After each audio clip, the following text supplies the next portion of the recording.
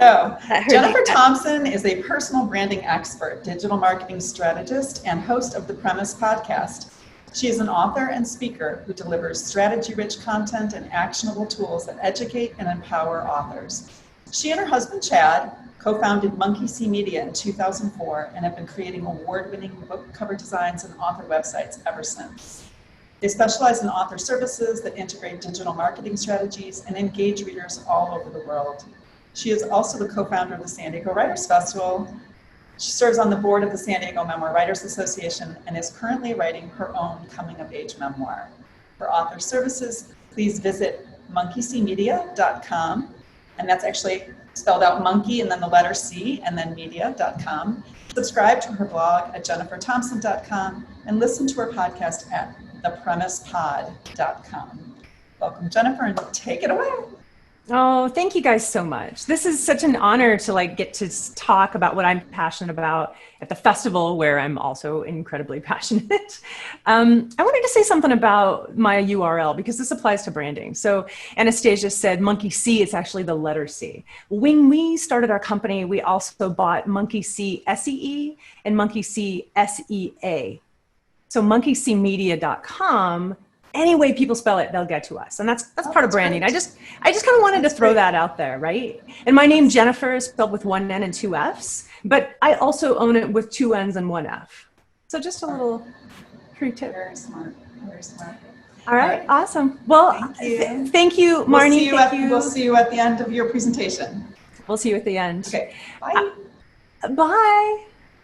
I am delighted to be here talking about my favorite topic, personal branding. So what is personal branding for authors? Ultimately, personal branding is another form of storytelling. It's how you control the narrative of you. I'd like to take a moment and tell you why I'm passionate about personal branding for authors. When my husband, Chad, and I first started our company in 2004, Monkey See Media was simply a design house. We designed author websites and brand collateral, things like logos and business cards and postcards and bookmarks. But I was really frustrated by the process of turning websites over to authors. Our intention was that authors would take over their websites, and use them as a tool, and drive their marketing efforts, and get the word out about their books. But I felt like I was handing over the keys to a shiny new car because authors would take the website, let's just say they pulled that shiny new car into their garage, killed the engine, and never drove it again.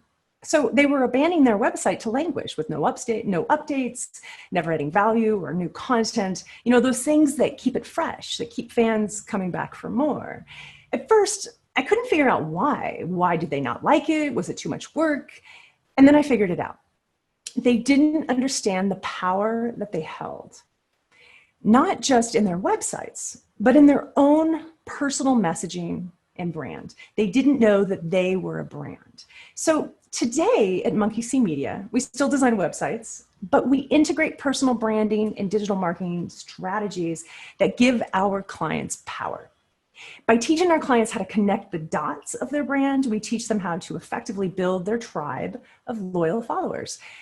You must be intimately connected to your brand. First and foremost, you have to understand your value in order to tell the story of you. Then you have to be committed to that brand and dedicated to building upon it. So your brand story is always evolving and shaping and building. The website is a small piece of it, but it's your window to the world. Elise said it great in the last session when she said, go to your agent's website and see what they're all about, see what they're interested in, see what they're looking for. So your website is an opportunity to tell the world what you have to offer and what's in it for your audience. Your investment in yourself directly affects how invested your readers will be in you. Personal branding is about knowing your value and then making that value readily available to your readers. Personal branding is about professionalism. It's about building trust and reputation and authority. Do you know what your brand is? Who are you? What reputation do you have in your industry? What value do you provide to your audience? Are your readers invested in you? So personal branding is a combination of authority, personal style, and online visibility. So let me say that again. Personal branding is ultimately a combination of authority, personal style, and online visibility. Authority is about lending your expert voice to the conversation, presenting a professional, authentic, and clear message that instills trust and gets people to want more, that gets you invited to the places where your audience would expect to find you. That second piece, personal style, is how you present yourself from your voice, literally the way you say things. Your writing voice is part of your brand. How you present yourself is part of your brand. The clothes you choose to wear, the style you adapt. It's also your logo and the colors of your brand. The style guides that make up the look of your brand. That's really important because we want to be memorable, right? So if every time you put yourself out there, you choose a different logo, or rather don't use a logo at all, or you choose a different color or different typefaces, people don't remember it. Let's just think about Target for a minute. Starbucks and UPS, their brands are memorable. So you too are a brand. You too need to be memorable. A polished brand stands out from the crowd because it shows people that you are invested in what you do. Okay, so that third piece, online visibility. And oh my gosh, it's more important now than ever. I used to tell people, you can reach your audience all over the world from your slippers and your pajamas, from the comfort of your own home. And people looked at me funny. And now people are like, I get it. I get it. When you can't leave the house, now you have to reach your audience online.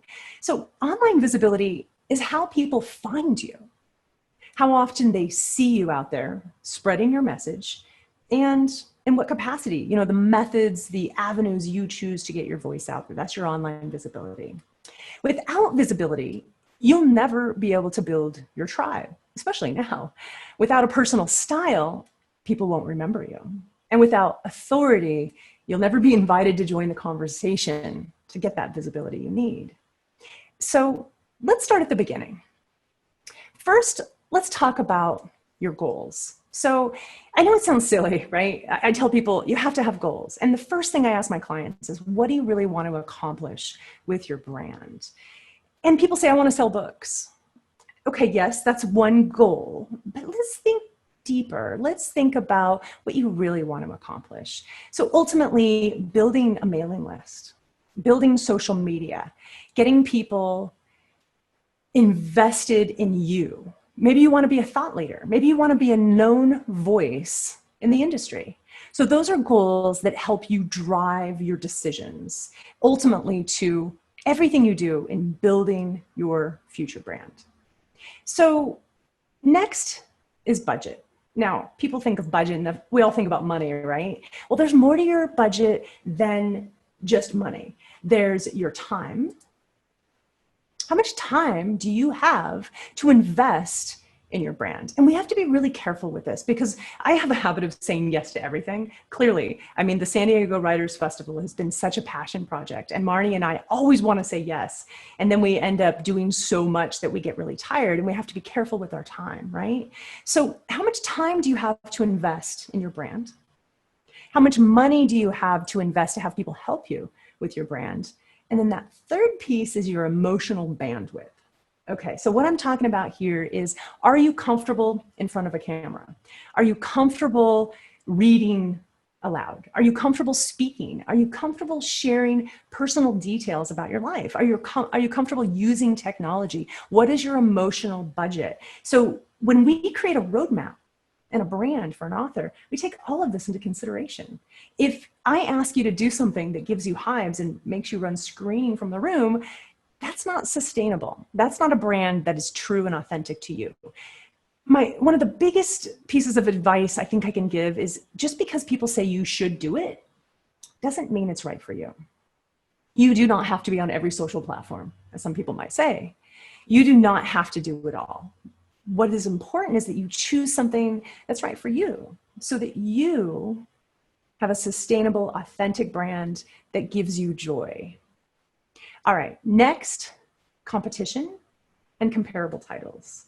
So in our industry as authors, we really don't have competition per se, but we do want to look at people who are in our space who are doing well.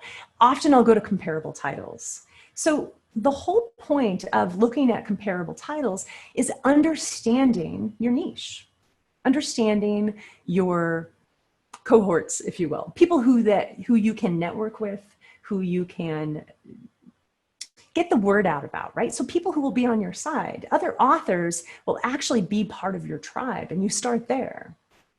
In addition to that, what are they doing that works? What social media accounts are they on? So for example, if you're writing children's books, does it make sense for you to be on Twitter or TikTok? Look and see what other authors are doing now. And most importantly, are they getting engagement in those spaces? You also want to look at the parity versus the difference when you're building your brand. So how is your brand similar to those comparable titles and the comparable authors? But how is it different? What do you do that is different? And that's a hard question to ask. What makes me different? Ultimately, I look for things. You have to read books. Every single session that we've had during our summer festival days, all of the experts say, read the books in your genre.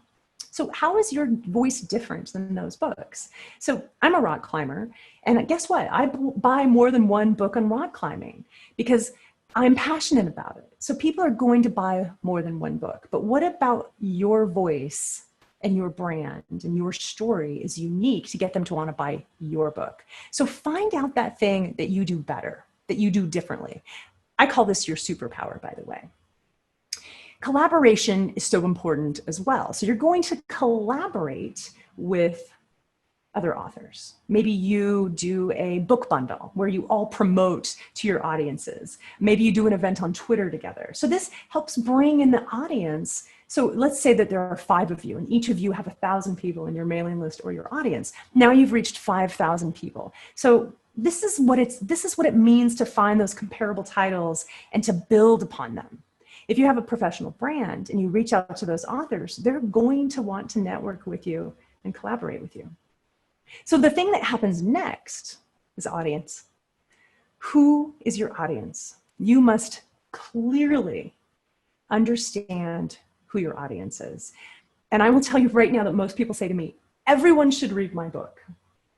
That might be true, but that's a really tough target to hit. So you have to identify your ideal audience. So part of this goes back to joy, in particular with nonfiction writers. So as a nonfiction writer, who do you want to be your client? Who do you want to interact with? Who do you want to have a cup of coffee with? And this is good for fiction writers too. When we identify our ideal reader, then we speak directly to that person. Then our brand messaging is always on point. One of the biggest mistakes you can make is trying to appeal to everyone.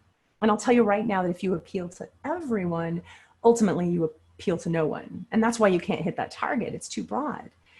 So creating your ideal reader, sometimes I call this a persona, and you'll find this online as well. Create one person. So one of the things I'd like you to do today, maybe tomorrow, this is going to be a pretty long day. Tomorrow, I want you to write a letter to your ideal reader. I want you to talk to that reader about their pain points, about what they're looking for, what they need in their life, and why your book will fill that need, why your book is the right book for them. But remember, this letter is about your audience. In writing to an ideal reader, you're speaking directly to one person, whether it's Tim or Sally. Everything you do in the future can be specifically targeted at Sally. Would Sally read this? Would Sally be interested in this? Would this resonate with Sally? That's how we come up with our messaging, is by really targeting. Now, it's okay if you have maybe 3 different people who you think are different types of people. You can write 3 letters, but I highly encourage you to start with 1. Now, when I create a persona, one of the things I like to do after we write the letter is identify this person completely. Not only does this person have a name, they have an address, they have a face. I go on Google and I steal a photograph. Yes, I just said that. I steal a photograph to be my ideal reader. Now, let me say something about photographs, especially when we're talking about branding. You cannot steal photographs off the internet. You have to have permission. So Pexels and Morgue Files, and there's tons of places, Unsplash, are places where you can get free, rights-free images. So when you have a blog or when you need images, never steal. It's copyright infringement. However, for this particular case, for our own personal use, I do want you to just go out and grab your perfect reader. Give that person a face. So when you're writing this letter to this person, when you're speaking to that person and writing to them, you think about that reader. Also, go on and do a little bit of research. So go to one of your comparable titles. I want you to go to Amazon, and I want you to read the reviews of that book. And then I want you to follow that reviewer, go over to their other reviews and see what else they do. You can literally find every single thing you need to know about your audience and your reader based on their other reviews. You can find out how many pets they have, if they're married, if they have children, if they're divorced, what type of wine they drink, if they like to dress in yoga pants or get dressed up. Anything you want to know about your reader is available. They will tell you. So do the research, do some digging, take the time to build out your audience, that ideal reader.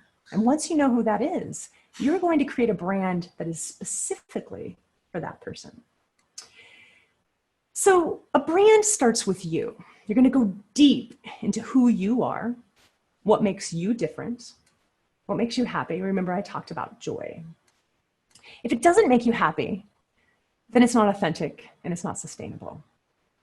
I remember when I first started teaching, when I first started speaking and going out in front of crowds, I used to wear business suits and it was so off-brand. I'm a rock climber. I never do my nails, right? So the fact that I was being very professional, I felt like it added something because I didn't understand my own brand and I didn't understand my own value. And I was speaking to people in a very professional way, which is fine. I thought they would trust me more. But guess what? I was attracting an audience that I didn't want to have coffee with. People who weren't my people. I call them PLUs, people like us, or people like me, PLMs. So once I started dressing like me and being more authentic in my language and who I am, I really started to attract clients who resonate with me and with my message. And now my message is true, right? So who are you? What brings you joy? Know this, and then you can build an authentic, sustainable brand that resonates with both you and your audience. One of the things that Marnie and I have talked about is that branding gives you,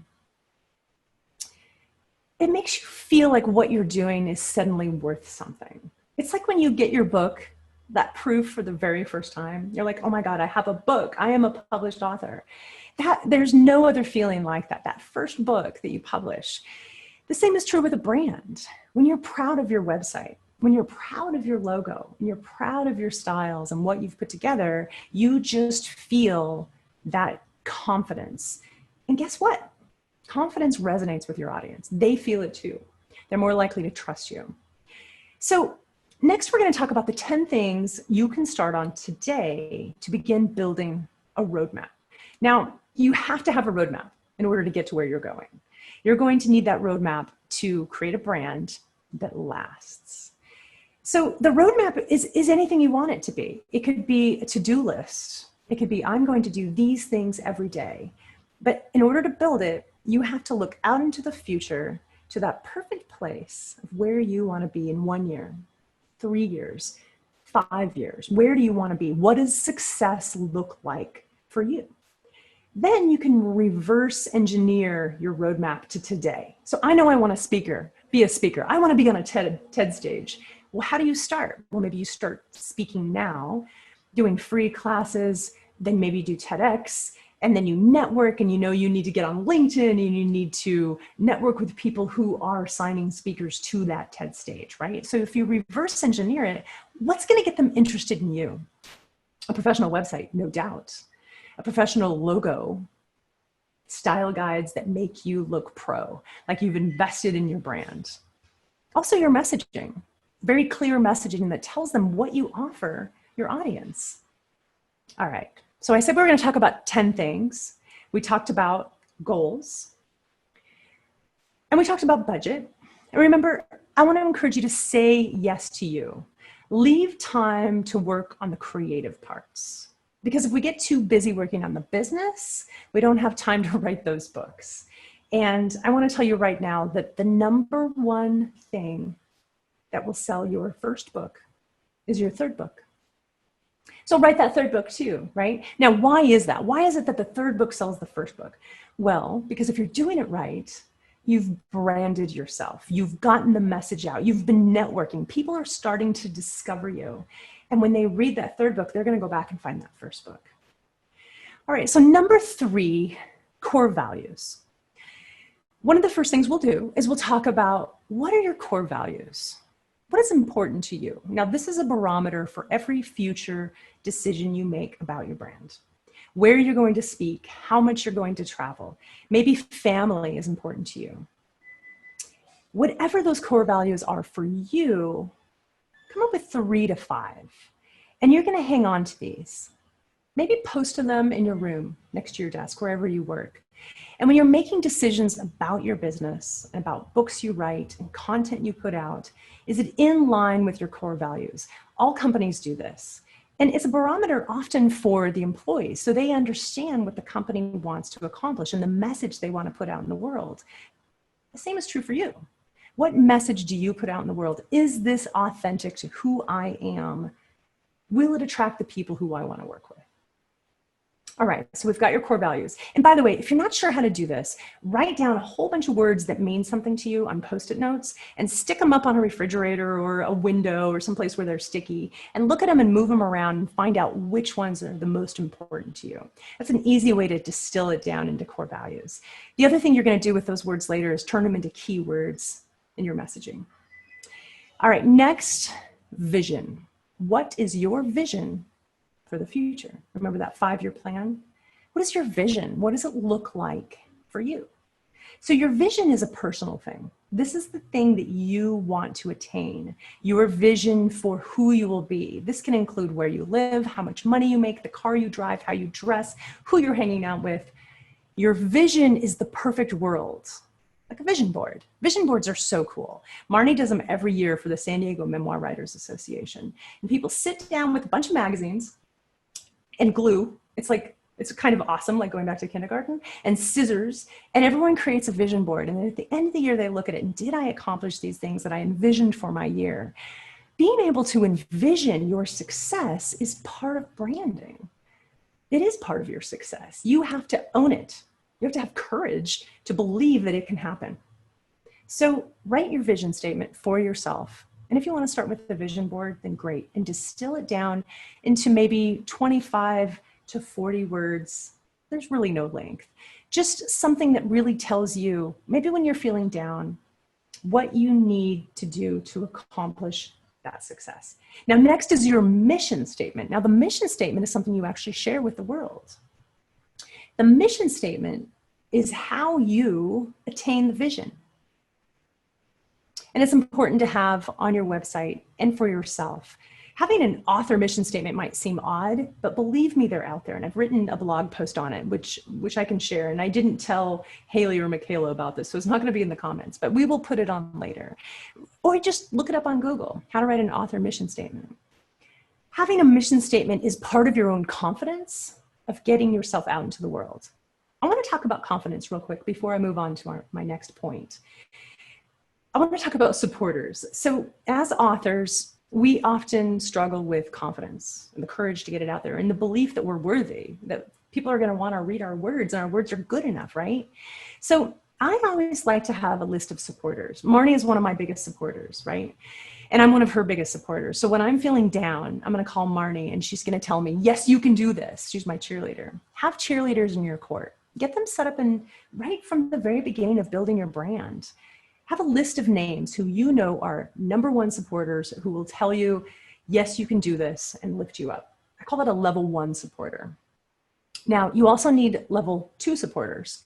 Now, interestingly enough, Marnie's also in my level 2 support group because she tells me when it can be better. Level 2 says, you're doing great, you got this, but I know you can do better. Now, you have to know what you're ready to hear.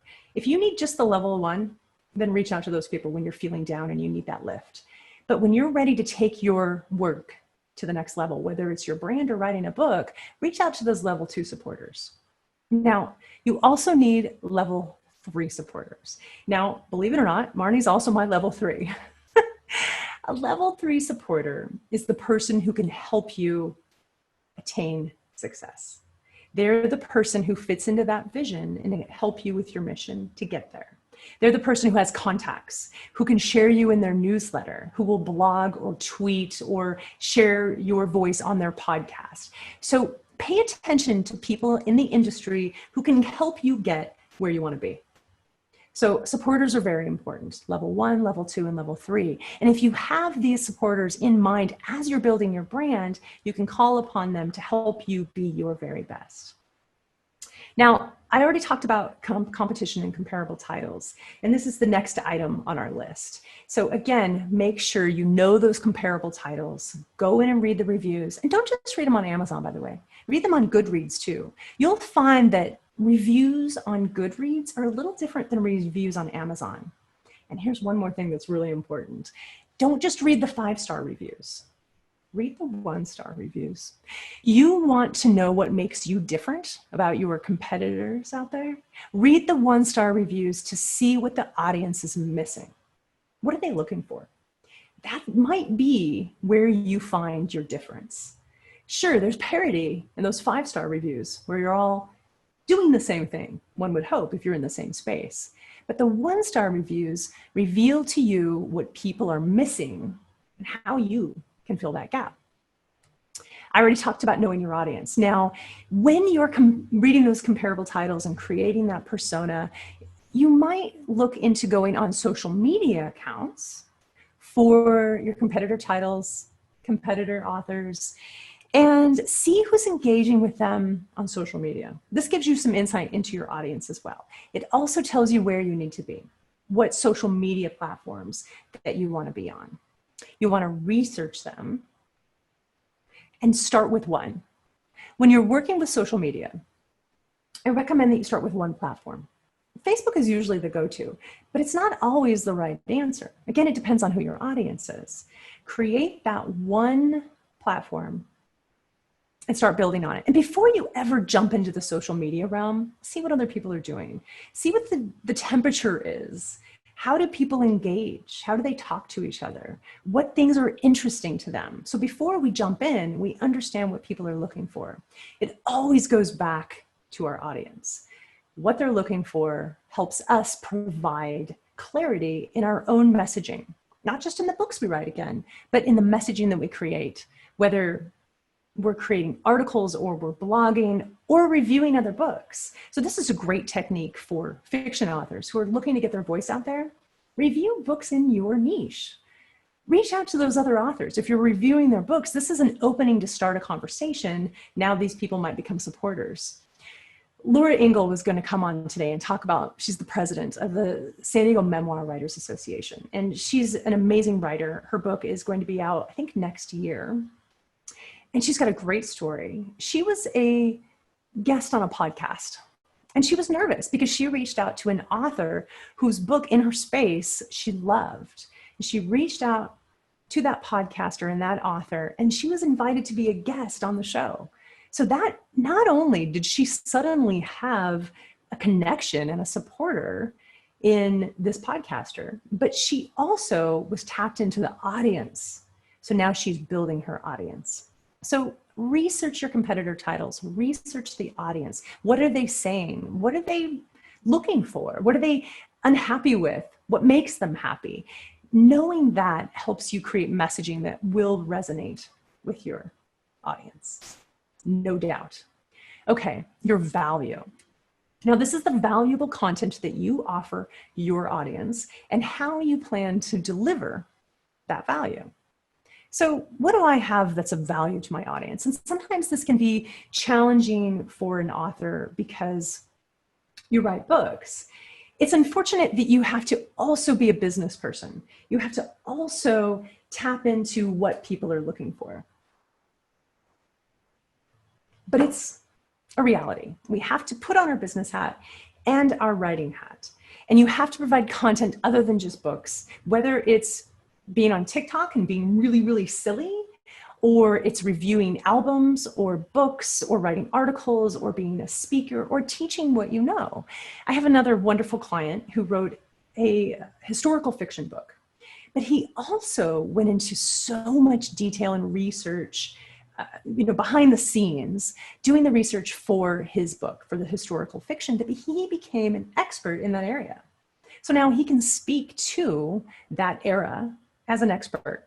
He can be an expert on shows, radio shows, write articles about it, contribute in places where the conversation is already happening. And guess what? People see him as an expert, and then they want to find out more about him. So then they go follow his website, and then they find out, oh, he's also an author.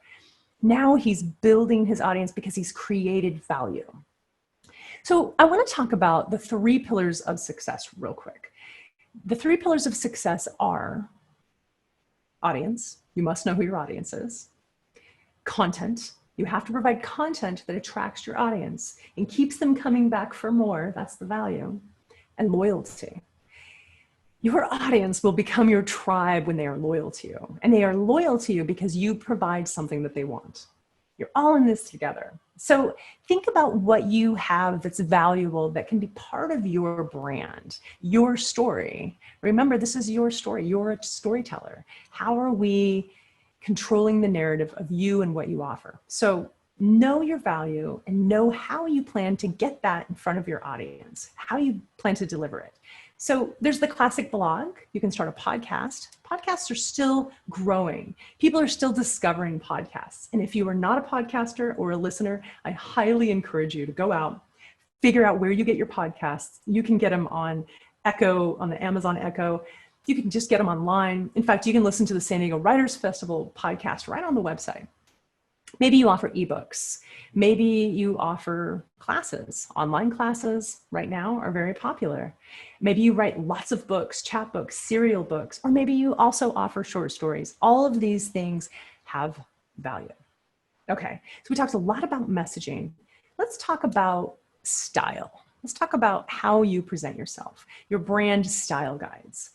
So yes, you need a logo. What I recommend is a word mark. A word mark is just your name in a very particular typeface. Now, you can do something special and have it created by an illustrator, or you can just choose a typeface for your name.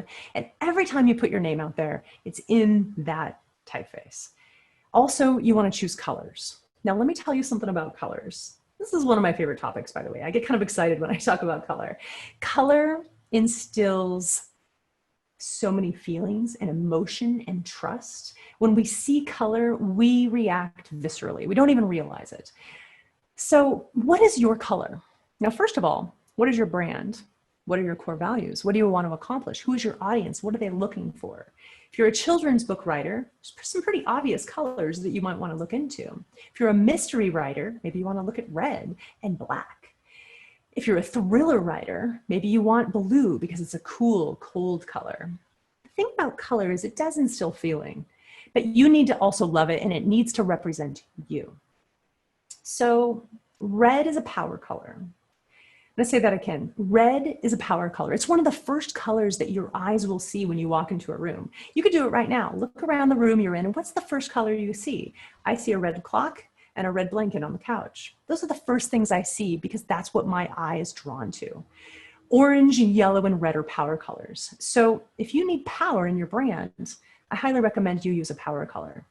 Also, on your website, ensure that your call to action, and by the way, always have a call to action on every page of your website.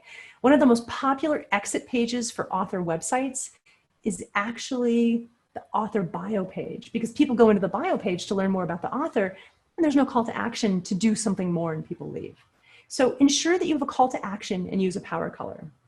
Now, blue and green and lavender are very soothing colors, and those can be used to great effect as well. So again, define your colors, your main color, your supporting colors, choose a typeface, use it in everything you do. Now, that's not to say that your social media page is just going to be the same thing. You do want to mix it up, especially on Instagram. But for your brand and your website and your collateral, your materials, whether it's a post-up stand behind you or if it's a postcard you hand out or a bookmark, ensure that it's professional and memorable. Now, I want to talk about visibility again. How do you plan to get the word out about you? Networking, guest blogging, speaking, podcasting, marketing, and publicity, your website. Your website is your first channel of visibility. I'm hoping that everything you do draws people back to your website, because that's where you control the narrative. That's where your call to action is, to get them to sign up for something, hopefully something free that you give away. They give you their email address because you're offering something of value. Then you can stay connected to that reader. That's why your third book sells your first book, because you're constantly building and you're connecting the dots of your brand. Your social media channels will also be branded. They're going to have the same look and feel. Remember those fonts, remember those colors. You can also put your book up on your social media channels if you're promoting a very specific book. Now, once you have all of these determined, create your roadmap. So we just went through a whole list of things you're going to work on. Remember I said work backward from that place you plan to be in 1, 2, 3, 5 years, even 10 years. That's your roadmap. Stay connected to it. Look in on your roadmap every 3 months, because friends, you will course correct. You have to course correct. There's no way you can stick to a plan, because you're going to get more information, more updated information. Your brand is constantly evolving, right? It's okay to course correct. You have to have courage to course correct. You might discover, you know what? This is not what success looks like for me any longer. I've had a baby, I'm raising a family, my core values have changed. Now this is my success. This is my roadmap. One last thing, because I like to turn it up to 11, your bio. I talked a little bit about it in the beginning. Make sure you have a polished bio. Make sure it's ready to go whenever anyone asks for it. You never want your bio to be riddled with typos. And ultimately, you want it to appeal to the audience reading that bio. So if you're a speaker, for example, make sure that wherever you're speaking, you speak directly to that person so that they are interested in what you have to offer. It always comes back to value. The important thing is that you get started today. Do one thing every day and you'll begin to build your brand. I hope that you'll follow a plan. But any way you decide to do it now. It's never too early.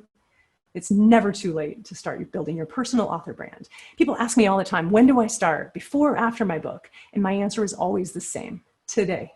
And remember, sometimes you have to cross over the threshold of your comfort zone to find your superpower. Now, I'd like to talk about how your book fits into your brand. I'm super excited. We're going to bring on Tony Bonds, who is a book designer. He is a wonderful designer. He's a fantastic guy. And he's been helping us with our social media. Hey, Tony. Do we see Tony yet? We're almost there. But let me say this. Your book is your product. While it needs to fit nicely under your brand umbrella, you are the brand. Your book doesn't match your brand. It needs to match its own brand look. So, for example, if you're an author of kids' books, you want a brand that attracts readers of kids' books, but that book doesn't need to look like your brand because you're going to have a lot of books. So I am so pleased to bring Tony Bonds into this conversation. Hello, Tony. Hi, how are you? Good. I love your background. Thank you. I'm in my garage, so. I was going to ask you, is it real? Because it almost feels like it'd be one of those fake ones. It's so fabulous. Yeah. Uh-huh. It's real, baby. It's very soothing. Well, let me tell people a little bit about Tony. So Tony's going to talk to us about book cover design, a subject that is also very near and dear to my heart because, friends, I'm here to tell you, people do judge a book by its cover. Absolutely. I do it, you do it, we all do it. We'll leave plenty of room for Q&A. I know I just gave a long talk on branding and we're going to jump into Tony, but save your questions, put them in the comments section, and Tony and I are both going to stick around at the end. So we have lots of room for questions about branding, platform building, and book cover design. How you feeling? Good. Excellent presentation. I learned quite a bit from what you were saying. Well, I appreciate that. Thanks for tuning in. All right, friends, Tony Bonds is a book designer and a dang good one. He's an author and marketer based in San Diego. I was going to swear there, but I decided against it. He is the author of The Moonflower King, co-founder of the 501c3 nonprofit publisher Calypso Editions, and founder of Golden Ratio Book Design, a design firm serving independent authors, publishers, and nonprofits across the country. He is passionate about visual storytelling and believes that human connection is the key to great design. He blogs about writing, productivity, and design at goldenratiobookdesign.com. So Tony, I'm going to go off screen and let you take it away, and I'll be back at the end so we can take questions. Excellent, thank you. So I wanted to talk just briefly here about book covers. How do you know, if you're an independent author and you're commissioning a book cover, how do you know if it's good? A book designer may give you several different options. You can look at them and go by gut response. You can go by, this looks like it reflects, this looks like what I think my main character might look like or something. But how do you know what is going to actually work? And so, that's kind of what I want to talk about. What do book covers have to do with personal branding? As Jennifer said, you're intimately connected with your brand, and likewise, your book cover should resonate with the content that's on the page. I've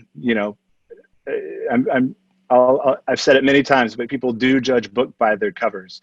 They buy them on Apple or Amazon based on whether they like the little tiny 1-inch thumbnail picture of your book. And that picture can literally make or break your book. So I wanted to talk about the elements that go into great cover design. I believe it's important for all authors to understand a few basic elements of cover design so they can have an educated opinion for when they do wind up working with the designer.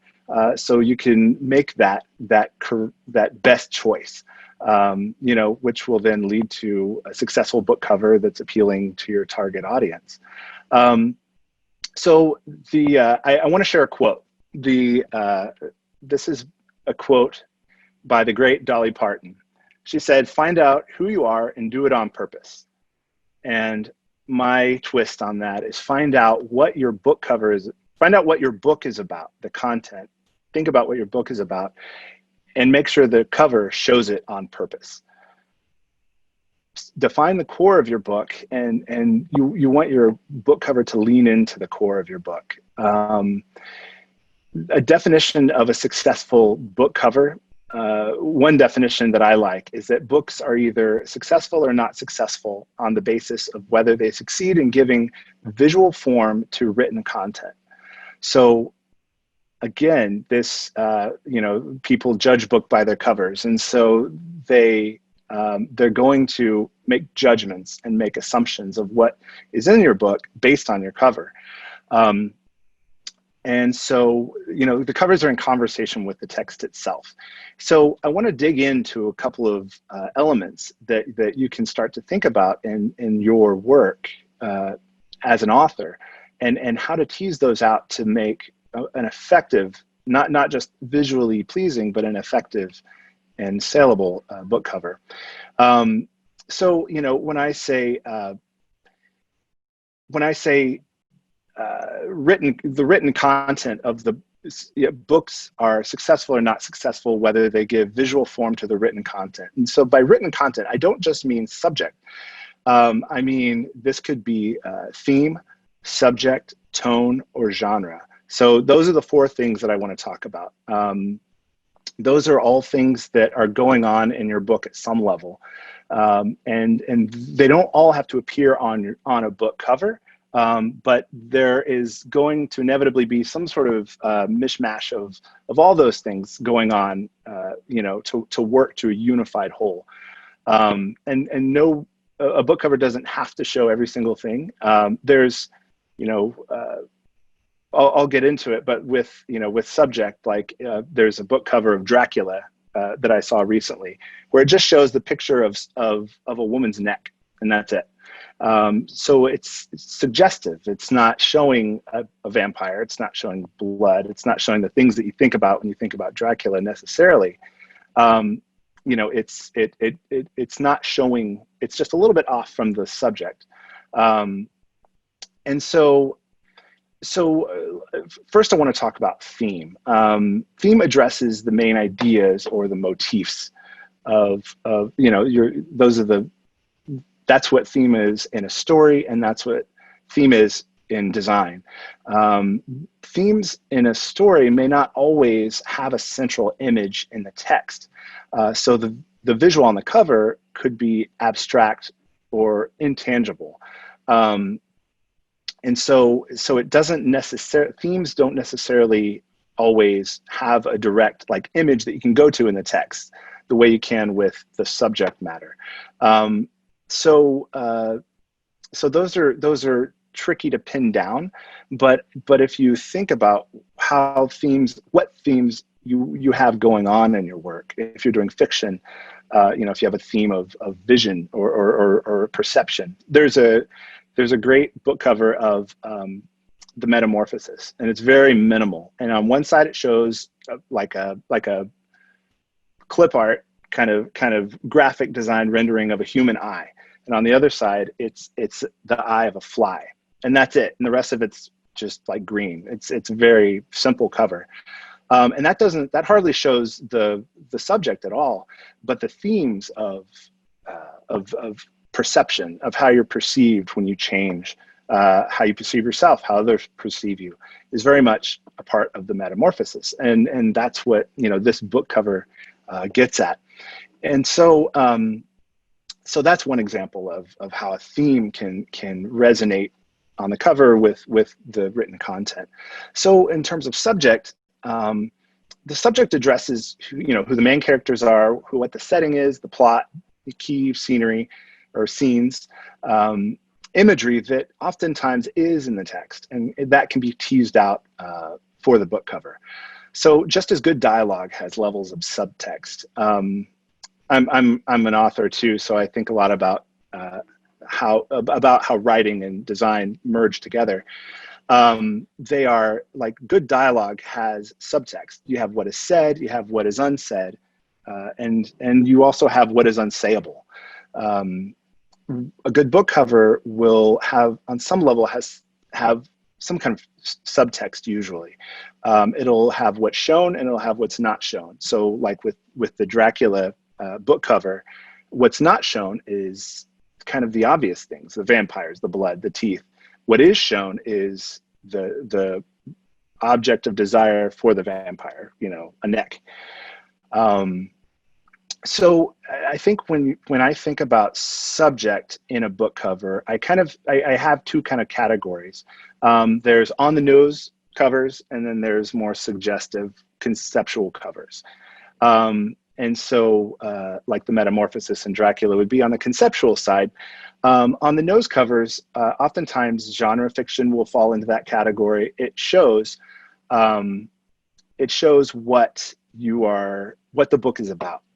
What kind of subject, who the characters might be. And so, and not, you could have both, they're both important, and it's certainly a sliding continuum. It's not just one or the other. But I kind of think of it in terms of, is this on the nose? The story that I'm writing, is it on the nose, or is it, do I have a lot of themes in it? If your story is one that's maybe more, it delves into characters and deals with big themes, your cover would do well to mirror that, to be more suggestive, and maybe not just show a picture of a person, but maybe show what some of those themes might be. If your book is more plot driven and action oriented, then it's then you would do better to have to directly show on the nose characters or settings or key objects, something like that. So then the next thing I want to talk about is tone.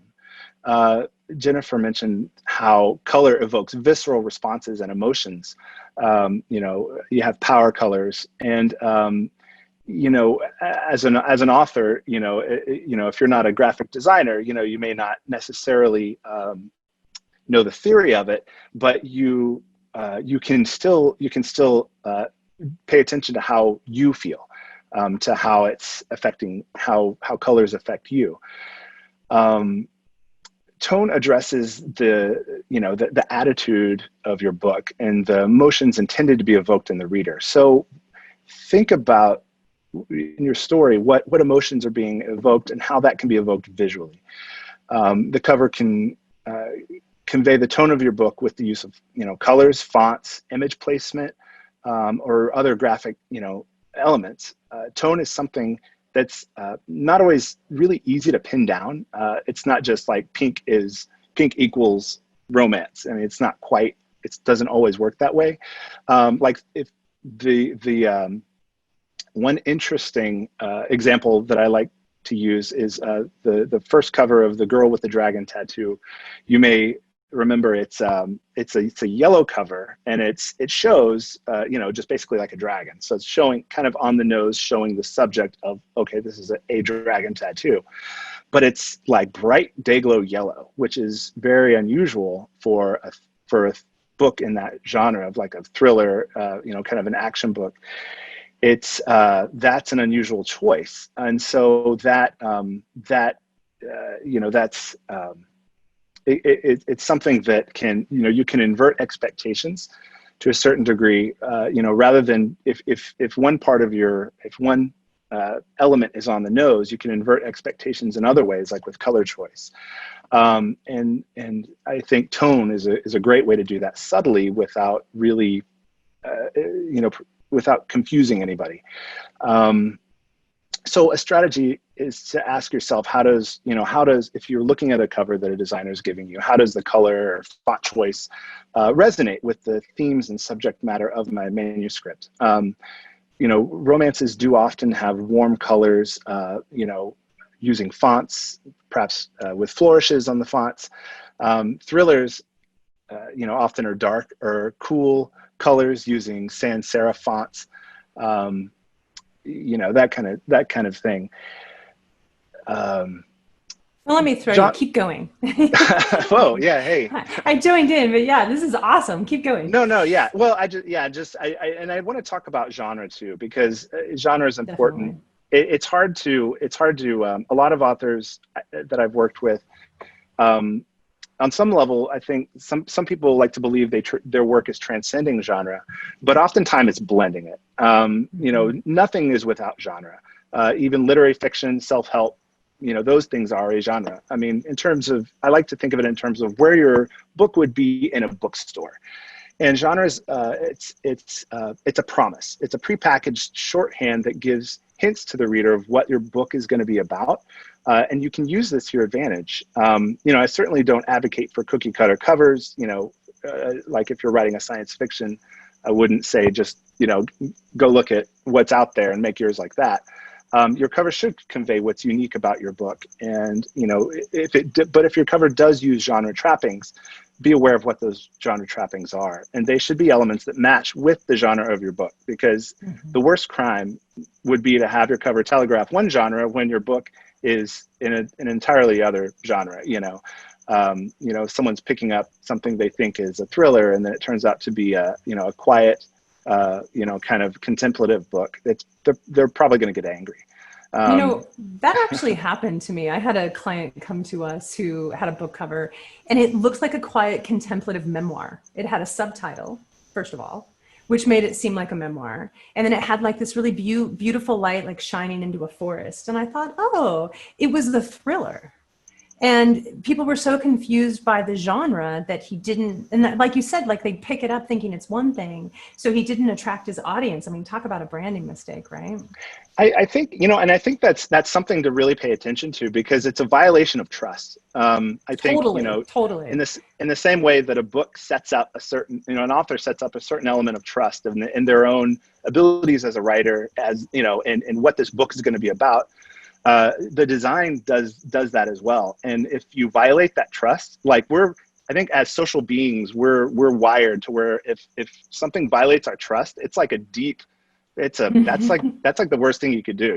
Like when leaders come back from that. Yeah. When leaders are corrupt or something like that, it's like, that's just, that feels like we got, yeah. So don't absolutely. do that. Absolutely. But yeah, I mean, and that's pretty much, what I wanted to talk about, because this is, theme, subject, tone, and genre. Those are 4 things that I think authors can look at in their work that's already there, and you can tease it out. And actually, I have a little, just quick plug. I have a little PDF worksheet on my website, www.goldenratiobookdesign.com. I posted a little blog with a totally free PDF. You don't even have to sign up to download it, but it's just a PDF that's a worksheet to go through for authors who are thinking about a book cover or who even have, comps that they're looking at.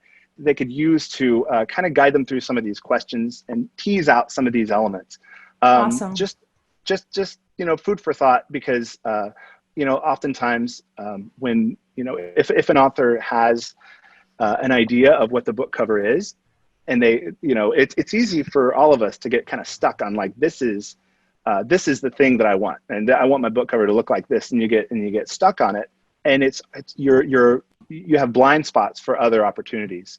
And so this is the worksheet is kind of a way to unearth the soil, to loosen the soil, to let some of those other ideas come out.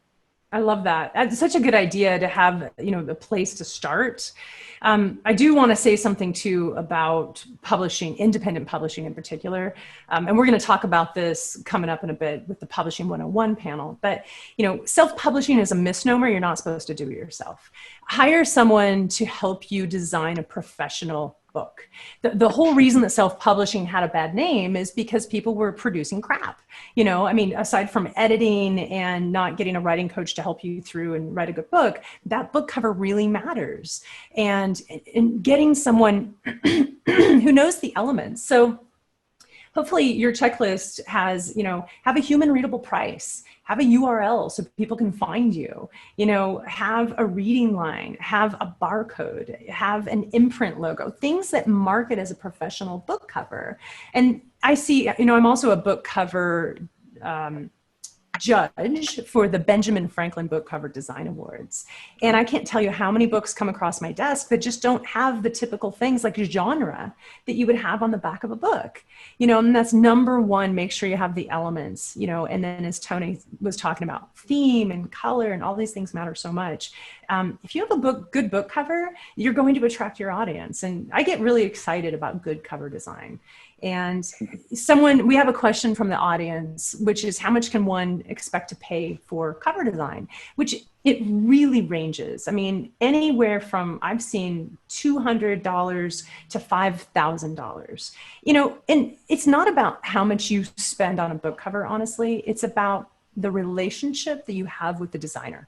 Is the person someone you can work with, someone who gets you, someone who's passionate about your book, who's going to read it and maybe be able to pull out the things that are going to make your book shine? I think, Tony, I don't know about you, but one of the mistakes that I see people making a lot is trying to tell the story on the cover, right? The whole story. You don't have to tell people what the book is about on the cover. It doesn't need to match exactly. It needs to have a feeling and draw people in. I want to know what that book is about, so I pick it up and then I turn it over and read it and figure out what it's about. But you don't have to say it all on the cover. Absolutely. Yeah, it's subtext, and subtext is way more interesting than, just here's what's going on. You have, there's another book cover that I like that it's called Violence. And it's just a picture of it's like a photograph of a piece of paper. And it looks like someone had gone in and wrinkled it, but there's no hand. There's no motion. It's just the static paper that's been crumpled, and it's like, it suggests something that has happened. But there is it's not showing violence, it's showing the result of it. Yeah. That's a really good point. Yeah. The suggestion. Sorry. Yeah. And I think, authors are trained to do this. When we write, we're trained to overtly say some things. What should I say and what should I show? Right. It's like we're already thinking about these things. So authors have these tools that they've already sharpened that they can apply to at least get, have a basis of knowledge for what will work and what doesn't work. Yeah. To the question of how much they cost, I've seen you can get pre-made book covers, and I've seen those as low as like $50. Mm-hmm. But it's like pre-made, it's already made. So choosing basically a template, right? Yeah. So everything that I just said probably wouldn't apply to to that cover. That's because true. it wouldn't resonate with what's in the book because but yeah. We have another question. Should I brand myself or my book? And, for me, I always want to brand the author. I mean, it's very rare. It does happen where the book is the brand, for sure. But for the most part, especially authors who are writing more than one book, we're branding the author. The problem with branding your book is then when you have another book, you have to go back and rebrand everything, right? So you want it to be sustainable and to build upon itself. So if you brand the author and treat the book as a product under that umbrella brand, it's sustainable into the long term. We have another question. How do I find a professional branding or book designer that gets me? So Tony, maybe we can both address this one. I recommend that you just talk to the person, talk to them about what's important to you, ask them their history. I mean, Tony's an author too. So, and you write in a certain genre. So I think when you talk to your designer, ask them what gets you excited. What kind of books do you read? What are your favorite covers? Always look at their portfolio. Now, I do want to say this. When we design, our books don't all look alike. Our books are designed for that particular book. So if you find a designer and all their books look alike, your book's going to look like that probably too. So do your homework. Tony, what do you think? Well, and I think the question, how do you find a book designer that gets me? A designer should not only get you, but also get the story, I mean, again, I agree with you 100%. I think the book cover should resonate with the book, not so much the author branding. The book is a product. The author is also a product, but the author right. is, the author is a different thing. The brand, the one making it.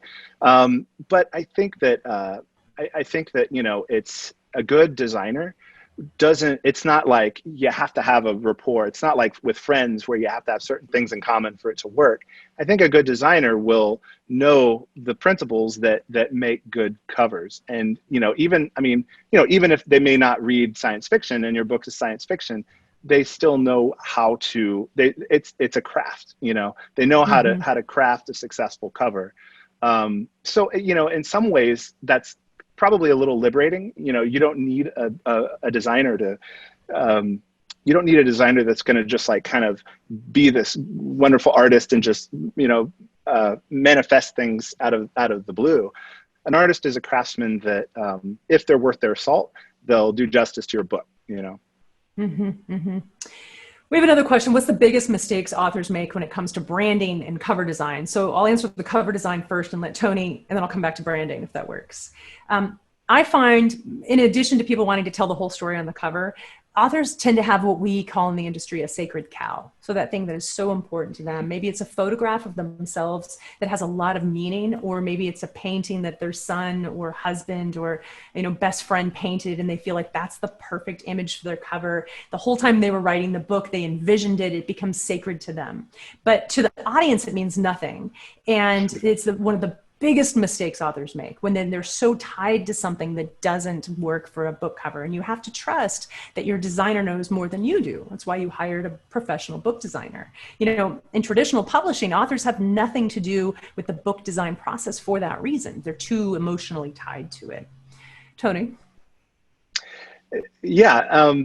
Is this, so you're biggest you're mistake, the biggest mistake you think authors make when it comes to book design? Oh, interesting. Yeah. I think I definitely have worked with a lot of authors that have done that with what you're talking about. But, I think the biggest mistake I think an author can make is to think that they can do it all by themselves. You hire an editor to edit your manuscript. If you may be an editor, but you would still do well to hire an editor if you're self-publishing, because that's what a traditional publisher does for you. So in the same way, why would you not take the same steps to hire a professional, designer, not just for covers, for the interiors, typesetting, all that kind of stuff, to make it look, as professional as it can.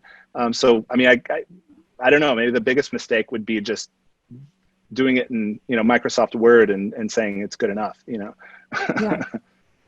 So, and then we had another question. What's the biggest mistake people make in branding? So believe it or not, one of the biggest mistakes that people make is spending tons of money on the look and the visuals and creating this really polished website and photography and logo, and damn, it looks good. But they didn't start with their core values. There, I swore. I did it. Start with the core values. Start with your joy. Start with what you want to get out of it, that long-term goal, so it's sustainable.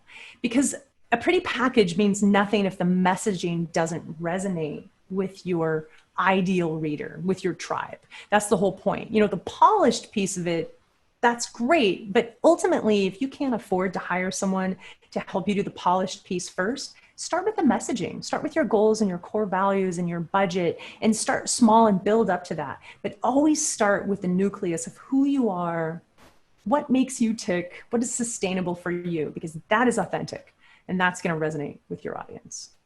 All right, we have 2 minutes left. So we've got a couple more questions. Let's see. If I go traditional publishing, do I still need branding? Yes. More so than ever. In fact, I would like to see you have a brand well before you even seek out an agent. You know, Elise Capron talked earlier, and she was talking about put yourself out there, have a platform. Author branding ultimately is part of your platform. It is the audience you have, it's your visual, your professional side, it's what you put out into the world. So if you build a brand in advance of finding an agent, you're more likely to get picked up. And then the publisher, you just make their life easier. You already have a polished website, you already have your press page, you already have your bio. A lot of times when I work with authors, with hybrid presses too, the hybrid press sends it out, we need all this stuff from you. And the author's like, oh my God, I have to put all this together. But if you've done it all in advance, your bio, your headshots, you know, everything that you want to get out of it, you're ready to take that step. So absolutely, branding is really important. We have one more question, Tony, and I'm going to pass it to you because you talked about a checklist. Real quick, we've got 1 minute. Can you tell us the elements that belong on a back cover? Sure. Well, it depends. If you have a dust jacket and you have flaps, oftentimes on the flaps you have you have a bio on one side and then you have a summary on the other side, and the back can be testimonials, blurbs, something like that. If you have a paperback, then the back will oftentimes have some kind of book summary along with blurbs, or it could be one or the other. But something along those lines. Like you said, it should have the genre.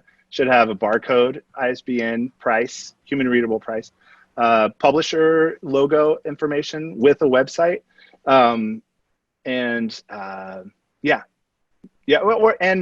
maybe about the author, like a small about the author if you have space. Mm-hmm.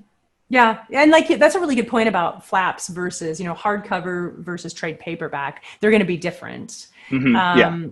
And if you have a lot of great endorsements, put your author bio in the back of the book. In the back, literally inside in the interior, right? Endorsements are huge. Like, don't not put those on your cover somewhere. Yeah, sometimes those are on the front cover. Yeah. I'm going to say real quick, and then hopefully I think Marnie's going to be joining us here in a couple minutes. When we're designing a back cover, there's something I call a reading line at the very top of the book. It's that headline, it's larger type, it's called out with maybe maybe it's in red or something that really brings attention to it. And when people turn over a book and they look at it, that's the first thing they're going to read.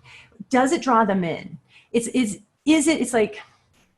engaging? Because if I turn over a cover and I see 3 paragraphs of dense 11-point text, I'm going to be like, oh, I'm tired already and I haven't even opened the book. So design matters. How you design that text, the space between the lines. We didn't even get into design like leading and kerning and, all those things that make words look great on a page. That's what designers do. That's what Tony and I do, because we know that when we track it out just a little bit better, it's easier to read. The type of font that you use, for example, a sans serif font wouldn't look great in the interior of a book. It's harder to read, on paper. So, these are little things that you might not know about, but your designer is going to hold your hand and take care of you moving forward. Make sure you're professional. Make sure your book gets picked up. Tony, that was awesome. Thank you so much for coming in and sharing your wisdom with us. And thank you for all of your help in the Writers Festival. Again, folks, Tony has been helping us with social media and some of our visuals, and he's just really good to work with. I mean, you're fun to work with, you're engaging, you're a storyteller yourself, and you're really kind, and I just really appreciate you. Well, thank you.